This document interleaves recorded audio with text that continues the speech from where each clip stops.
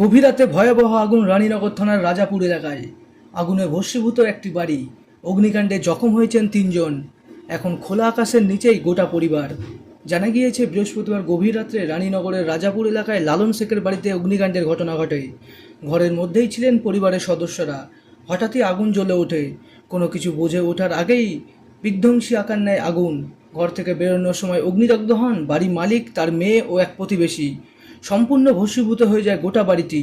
আগুনের ঝলসা নিয়ে এসে তখন আমি জানতে পাই, দিয়ে তারপরে বাইরে বেরিয়ে চিল্লাই, সবাই উঠে।